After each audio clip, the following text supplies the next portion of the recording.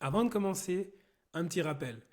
Pense à t'abonner au podcast Au-delà du mur sur Apple Podcasts, Spotify ou YouTube pour ne rien manquer des prochains épisodes sur la course à pied et le trail. Et si le podcast t'aide dans ta pratique, laisse-moi une note 5 étoiles. Pour découvrir les coulisses, retrouve-moi aussi sur mon compte Instagram, podcast Au-delà du mur. Je me rappelle quand j'étais enfant, on passait des journées et des soirées entières à jouer dehors, sous l'éclairage public. En rentrant à la maison, on était fracassés. On se couchait et le lendemain, rebelote. Il faut aussi dire qu'à l'époque, les sources de distraction, c'était pas les mêmes qu'aujourd'hui. À la maison, notre première télé, elle avait 6 chaînes. Elle était minuscule par rapport aux nouveaux écrans géants d'aujourd'hui. Et j'avais l'impression qu'elle pesait 1 tonne. En vrai, elle pouvait peser quand même jusqu'à 50 kilos. Déjà, on n'avait pas vraiment le choix du programme parce que c'était Top Model ou les infos. Et surtout, les maîtres incontestés de la téloche, c'était les parents. Je pense que ça nous a encouragés à profiter de la liberté des activités extérieures. Le temps a passé, on a grandi, nos habitudes, elles ont changé. On a changé. On commence à sortir, à consommer de l'alcool, à enchaîner les nuits blanches. Le temps, il s'accélère. On termine sa formation, on commence à travailler, living our best life. On a des enfants qui au départ ne comprennent pas les vertus du sommeil et ses bienfaits sur l'humeur de leurs parents. Tous ces chamboulements dans notre vie ont un impact sur la qualité de notre sommeil. Par rapport à la vie des années 90, je dirais qu'il n'y a plus grand-chose de comparable. Les sources de distraction sont partout.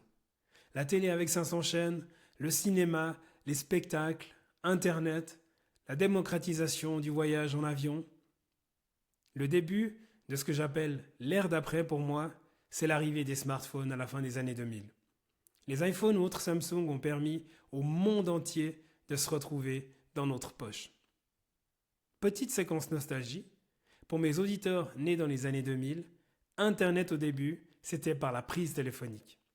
Quand je tapais l'adresse de Caramel ou de MSN, j'avais le temps d'aller me doucher, de manger et de me mettre en pyjama avant que la page ait fini de charger. Et une visite sur une page aux États-Unis équivalait à passer un appel aux États-Unis au niveau de la facture téléphonique. Maintenant, on télécharge des vidéos de plusieurs gigas en quelques secondes et on trouve, moi le premier, que c'est encore trop lent. Bon, je m'égare. Et je me rends compte que je parle de plus en plus comme un vieux con. Si le nombre de sources de divertissement est devenu quasi illimité, il y a une chose qui en revanche n'a pas changé. C'est le temps qu'on a à dispo. Comme dans les années 90, une journée dure 24 heures. Et comme dans les années 90, l'être humain a toujours besoin de se reposer. J'entends régulièrement des personnes me dire qu'elles se couchent à minuit, voire plus tard, et qu'elles se réveillent à 5 ou à 6 heures du mat. Perso, je suis le gars qui se couche à 21h30 en semaine parce qu'il lui faut ses 8 à 8h30 de sommeil. J'accorde une grande importance à mon sommeil parce que je sens la différence sur mon humeur, mon énergie et dans la vie de tous les jours, mais aussi à l'entraînement. Alors j'ai voulu savoir ce que dit vraiment la science sur le sommeil. Et j'ai eu quelques surprises. Le premier point, c'est que le sommeil, c'est des cycles. C'est pas un bloc. Une nuit alterne sommeil léger, sommeil profond et sommeil paradoxal. Par des cycles d'environ 90 minutes, 3 à 4 fois par nuit. Le second point, c'est que chaque étage y sert à quelque chose. Le sommeil profond, c'est le moment où le corps y répare et régénère les tissus, et où le cerveau il évacue ses déchets. Rappelle-toi, tu progresses pas pendant l'entraînement, tu progresses pendant que tu dors. Le troisième point, le sommeil change avec l'âge, mais pas comme on croit. Un nourrisson y dort entre 16 à 18 heures par jour. En vieillissant, le sommeil profond diminue et les réveils se multiplient. En ce qui concerne les personnes âgées, c'est pas qu'elles ont besoin de moins de sommeil, c'est leur capacité à produire un sommeil consolidé qui diminue. Les recommandations officielles de sommeil sont d'au moins 7 heures et moins de 9 heures par nuit pour un adulte, selon l'American Academy of Sleep Medicine, la National Sleep Foundation et l'American Heart Association. Seuls 30 à 45% des adultes atteignent réellement cette cible. Que se passe-t-il pendant les périodes caniculaires comme celle qu'on est en train de vivre depuis bien trop longtemps? Pour t'endormir, ton corps il doit faire baisser sa température centrale. Dans un environnement chaud, la production de chaleur dépasse les capacités d'évacuation. La température centrale reste haute et le cycle veille-sommeil est perturbé. Concrètement, l'endormissement il est retardé, tu as davantage de réveils nocturnes et une réduction du sommeil profond et également du sommeil paradoxal. C'est donc pas seulement une nuit plus courte, c'est une nuit moins réparatrice. La fourchette optimale de température de la chambre à coucher, elle se situe autour de 18 à 21 degrés. Au-delà de 24 degrés, l'efficacité du sommeil chute et les réveils se multiplient. À noter que les personnes âgées et les femmes voient leur thermorégulation davantage affectée par les nuits chaudes. La règle d'or pour rafraîchir son intérieur. Le jour, fermez les fenêtres, les volets et les stores pour bloquer le soleil direct. Ça peut paraître contre-intuitif, mais ouvrir en pleine journée fait entrer l'air chaud. La nuit et tôt le matin, ouvrir grand quand l'air est plus frais en créant des courants d'air entre les fenêtres opposées, puis tout refermer avant que la chaleur remonte. Une gestion soignée des ouvertures peut garder l'intérieur 5 à 10 degrés sous la température extérieure et sans utilisation de la climatisation. L'idée, c'est aussi de réduire les sources internes. On éteint les appareils électriques inutiles, on évite le four, les sèche-linges et les plaques aux heures chaudes. En ce qui concerne la chambre et le corps, choisir la pièce la plus fraîche, le linge de lit léger, une douche fraîche avant de se coucher et s'hydrater régulièrement. Le ventilateur est utile tant que la température est sous 35 degrés. Au-delà, il ne fait que brasser l'air chaud. Je ne vais pas aborder le sujet de la clim, si jamais. Est-ce qu'on dort vraiment moins qu'avant?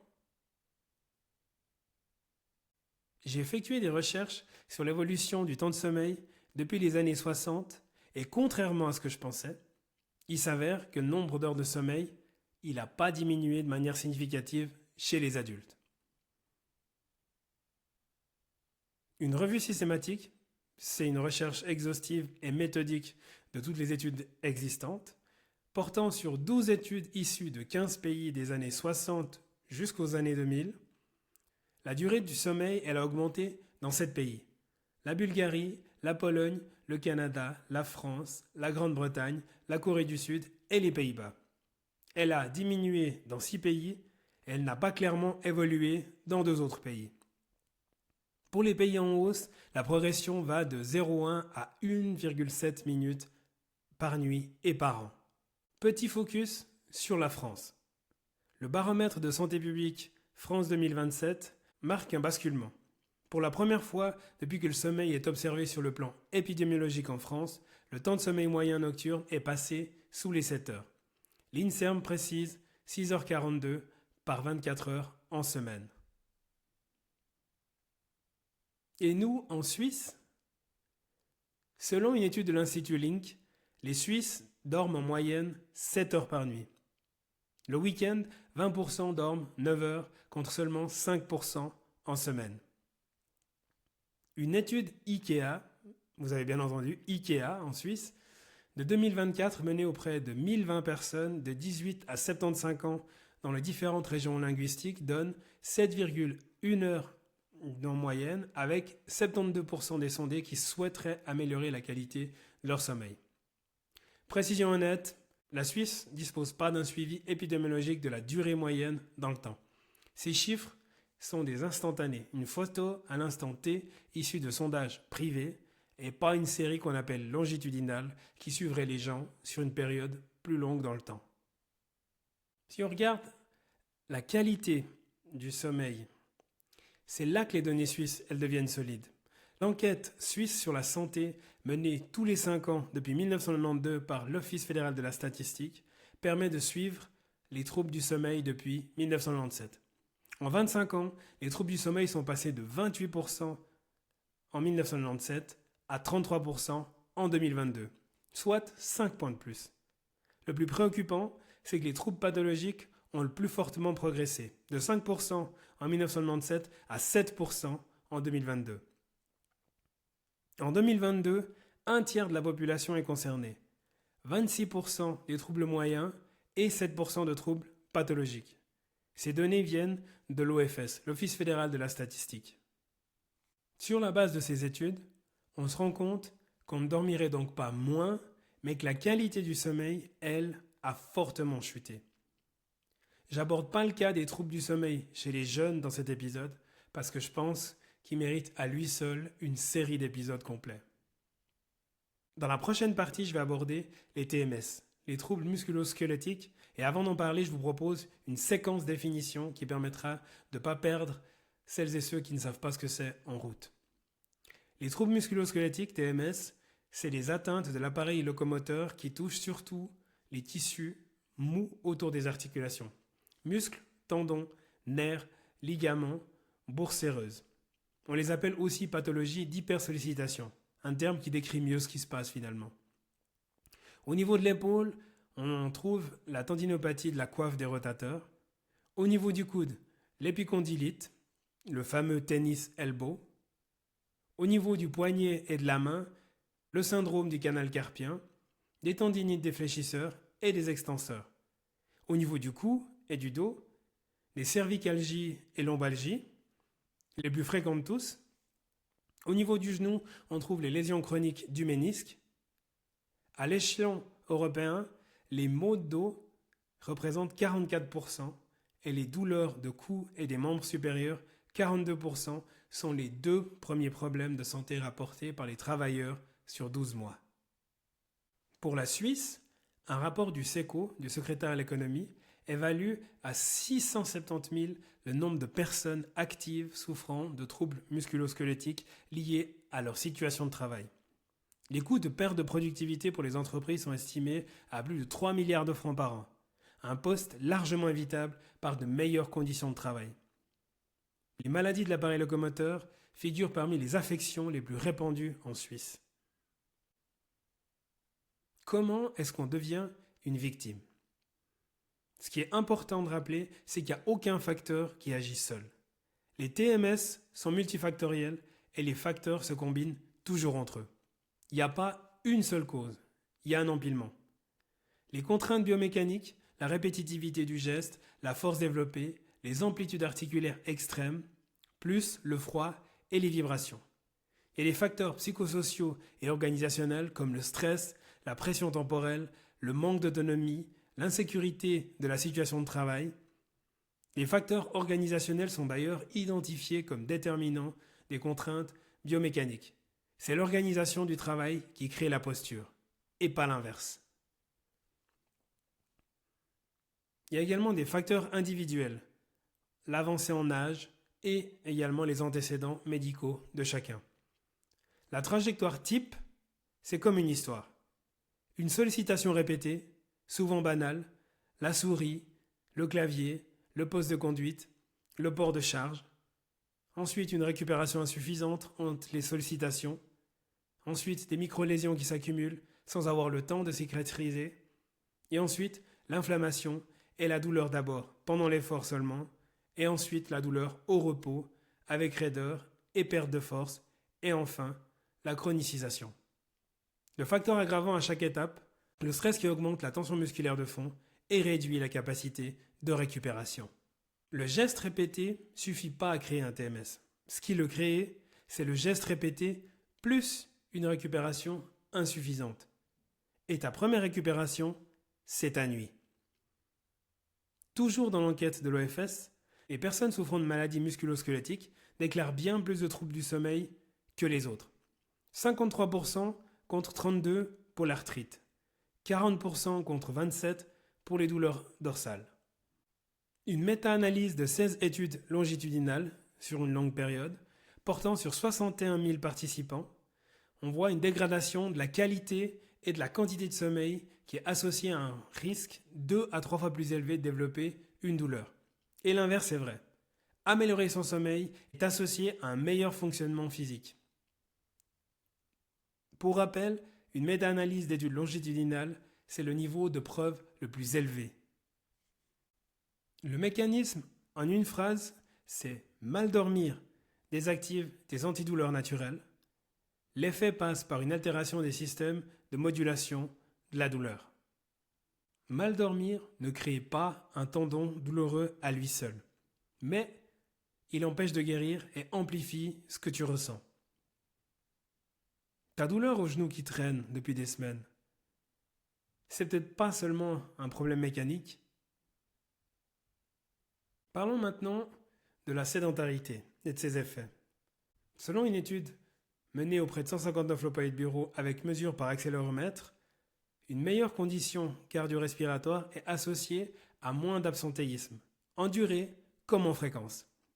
A l'inverse, le temps passé assis est associé à une fréquence d'absence plus élevée.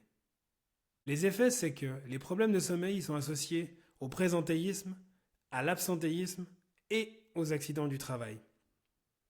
Le coût, c'est de 300 à 2000 francs par employé par an selon les études.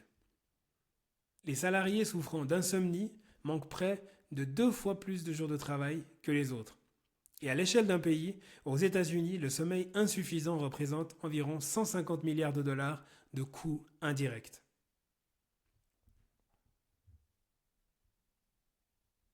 Quelle est la place du sport là-dedans? En termes de bénéfices, l'exercice d'intensité modérée réduit le temps d'endormissement et améliore l'efficacité du sommeil. C'est une alternative non médicamenteuse, solide contre l'insomnie. Il faut mettre une nuance au niveau de la dose. Un excès d'exercice réduit le bénéfice. Le surentraînement dégrade le sommeil. En termes de timing aussi, un effort terminé au moins 1 heure, idéalement 90 minutes avant le coucher, ne devrait pas perturber ton sommeil. Ce qu'il faudrait éviter, c'est un effort vigoureux dans l'heure qui précède le coucher, parce que la température centrale, elle n'a pas le temps de redescendre. La grosse séance au seuil, tu ne la fais pas avant d'aller te coucher. J'ai essayé, j'ai passé une nuit misérable. Le fait de s'entraîner tôt le matin et s'exposer à la lumière du jour aide à caler le rythme circadien. Mais en vrai, il n'y a pas d'heure universelle. Le meilleur moment dépend finalement de tes habitudes et de ton emploi du temps. Le principe qui tient, garder les gros efforts loin du coucher. Les signaux qui doivent t'alerter si tu as envie de faire un autodiagnostic, c'est par exemple les difficultés d'endormissement ou des réveils fréquents, plus de 2-3 nuits par semaine depuis 2-3 mois. Peut-être que tu souffres de somnolence pendant la journée. Ça passe pas malgré des nuits d'une durée correcte.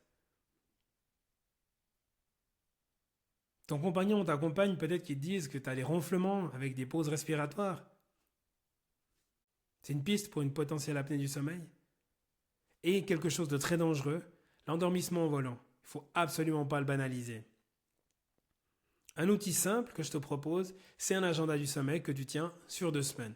Tu notes l'heure du coucher, le temps d'endormissement estimé, les réveils nocturnes, l'heure à laquelle tu te lèves le matin et dans quelle forme. C'est exactement d'ailleurs ce que te demandera un professionnel en première consultation. Arriver avec ce genre d'infos, ça te fera gagner du temps. Ou, si tu as besoin de te faire aider, le premier recours, c'est le médecin traitant qui oriente si nécessaire. Ensuite, tu as les centres de médecine du sommeil. Et le traitement de référence, c'est la thérapie cognitivo-comportementale de l'insomnie, ou TCCI.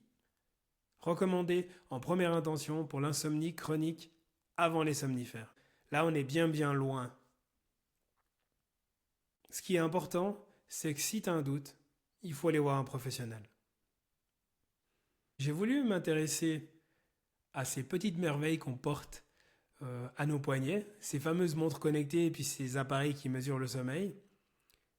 Il y a 3 choses à dire. Ce qu'elles font déjà de bien. Pour distinguer je dors de je suis réveillé, ces appareils sont fiables.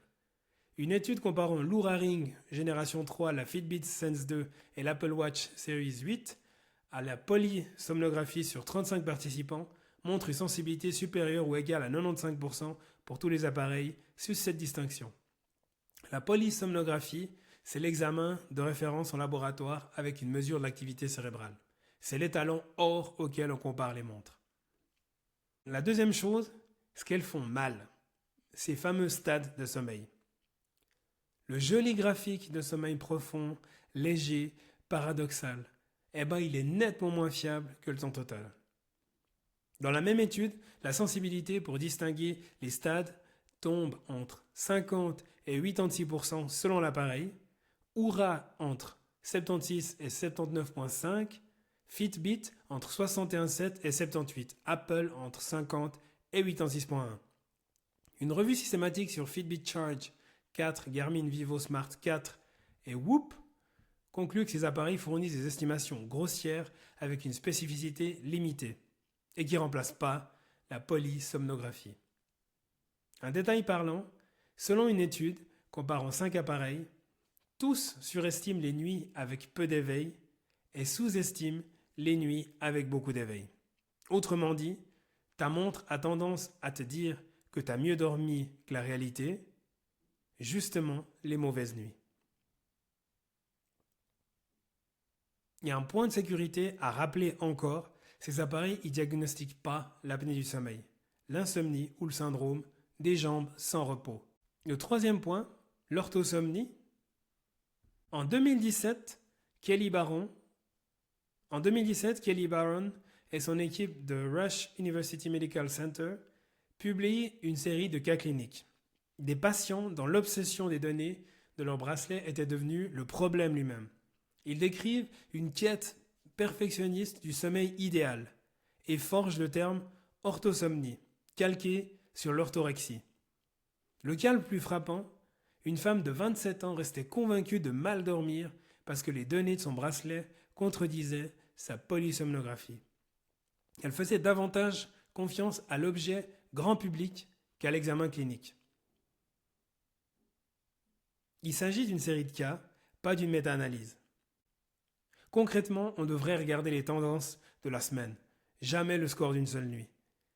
Ça sert à rien de courir après un pourcentage de sommeil profond. Juge ton sommeil à la forme de ta journée, pas à un chiffre qui s'affiche dans une application. Si le score y génère de l'anxiété au réveil, vire ta montre une semaine et compare ton ressenti. Ta montre, c'est un bon indicateur de tendance. C'est un très mauvais juge de ta nuit d'hier. Ma routine le soir, c'est surtout pas de réseaux sociaux et d'écran avant d'aller me coucher. Il faut dire que Facebook et consorts ont très bien fait leur devoir. Commencer à scroller sur l'oreiller, c'est le meilleur moyen de passer 2 heures à regarder tout et n'importe quoi, sans forcément se rappeler ce qu'on cherche à la base. Les plateformes, elles ne sont pas accidentellement compulsives. Le mécanisme central est le renforcement à ratio variable. Des récompenses imprévisibles, entremêlées de contenus sans intérêt, ce qui produit une compulsion forte et persistante. Le scroll infini, il supprime les signaux d'arrêt. Le geste pour rafraîchir, il limite la machine à sous dans les casinos. Les badges rouges déclenchent la vérification. Ce n'est pas un échec de volonté. C'est l'exposition à un système qui a été délibérément conçu pour être compulsif. Et la dopamine n'est pas la molécule du plaisir, mais celle de l'anticipation. D'où les 2 heures qui se passent sans qu'on se souvienne de ce qu'on cherchait. Je fais un bref parallèle avec les ados, j'avais dit que j'en parlerais pas, mais quand même. Le cortex préfrontal, celui qui gère le contrôle des impulsions et de la planification, il mature pas avant le milieu de la vingtaine. Pendant ce temps, les circuits de récompense, ils turbinent à plein régime dès la puberté. Chez l'ado, c'est comme si ils étaient dans une voiture, même s'ils n'ont pas le permis. Ils sont pieds au plancher avec l'accélérateur, mais il n'y a pas encore de frein dans la bagnole. Il y a aussi un piège qui est extrêmement dangereux. C'est les fameux mails pro au lit. Si jamais la lumière bleue, elle supprime bien la sécrétion de la mélatonine. Mais des travaux récents y suggèrent que son ampleur pratique a pu être surestimée. Ce qui te maintient éveillé le soir, c'est souvent le contenu plus que l'écran. Lire ses mails pro avant de dormir déclenche une stimulation cognitive et un état d'alerte, un effet indépendant de la lumière bleue des téléphones. Le mieux, couper le téléphone, oui, mais d'abord, couper le cerveau. On peut parler de piliers au niveau de l'hygiène du sommeil. La régularité c'en est un. Se coucher et se lever à des heures stables, même le week-end. L'environnement c'en est un autre. Une chambre fraîche, sombre et silencieuse. Des routines avant le coucher. Éviter les gros repas, l'alcool, l'excès de caféine. Je te propose cette semaine une action concrète. Coupe tous les écrans et les mails pro, si tu as cette mauvaise habitude, avant d'aller te coucher. C'est mesurable facilement, c'est applicable sans matériel et pas besoin de planification. Et pour la canicule, je te propose de fermer tes volets dès le matin et de n'aérer que la nuit pour faire descendre ta chambre si tu y arrives sous les 21. Moi, j'y arrive pas, perso. Au niveau de ta montre, cette semaine, ne regarde plus ton score au réveil, juge ta nuit à ta forme durant la journée. Et si ça te titille, regarde le score le soir. J'ai une question d'actualité pour toi avant de te laisser. C'est quoi la première chose que tu changes chez toi quand il fait beaucoup trop chaud pour dormir? Donne-moi la réponse en commentaire. Je te dis à très bientôt pour un nouvel épisode du podcast Au-delà du mur.